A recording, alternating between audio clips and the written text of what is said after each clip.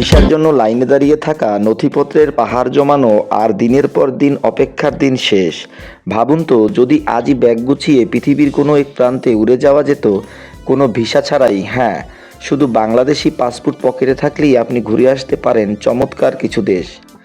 আজকের ভিডিওতে আমরা এমন 3টি অবিশ্বাস্য দেশের কথা জানাবো যেখানে যেতে কোনো ভিসার ঝামেলাই নেই। আর হ্যাঁ, তালিকার 2 নম্বরে এমন একটি স্পেশাল দেশ আছে যার রূপ আপনাকে চমকে দেবে। তাই ভিডিওটি শেষ পর্যন্ত দেখুন, মিস করবেন না।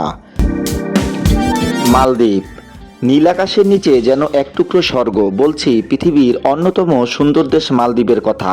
1200-রও বেশি ছোট ছোট দ্বীপ নিয়ে গঠিত এই দেশ, যার সাদা বালু আর ক্রিস্টাল ক্লিয়ার পানি প্রতি বছর লাখো দর্শককে মুগ্ধ করে। তবে শুধু উপর থেকেই নয়, এখানকার পানির নিচের রঙিন কোরাল আর সামুদ্রিক জীবন এক কথায় অসাধারণ। হানিমুন বা রিল্যাক্সিং ভ্যাকেশনের জন্য মালদ্বীপের জুড়ি মেলা ভার।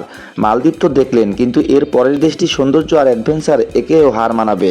চলুন যাওয়া যাক আমাদের তালিকার দ্বিতীয় দেশে, ভুটান। মালদ্বীপের পরেই আমি আপনাদের যে দেশটির কথা বলেছিলাম সেটি হলো হিমালয়ের কোলে লুকিয়ে থাকা রহস্যময় দেশ ভুটান।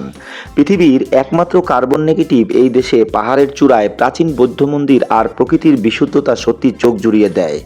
এখানকার মানুষের সুখ পরিমাপ করা হয় গ্রোস ন্যাশনাল হ্যাপিনেস দিয়ে।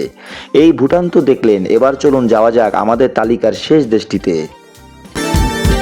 ইন্দোনেশিয়া। আমাদের তালিকার সর্বশেষ দেশটি হলো 17,000-এর বেশি দ্বীপের অনন্য দেশ ইন্দোনেশিয়া। বালি দ্বীপের চমৎকার সমুদ্র সৈকত, প্রাচীন মন্দির আর রোমাঞ্চকর সব আগ্নেয়গিরি নিয়ে গঠিত এই দেশ প্রকৃতির এক অপরূপ সৃষ্টি। তো মালদ্বীপ, ভুটান আর ইন্দোনেশিয়া, এই 3 দেশের মধ্যে আপনার প্রিয় কোনটি? কমেন্টে জানান আর আমাদের সাথেই থাকুন। ধন্যবাদ।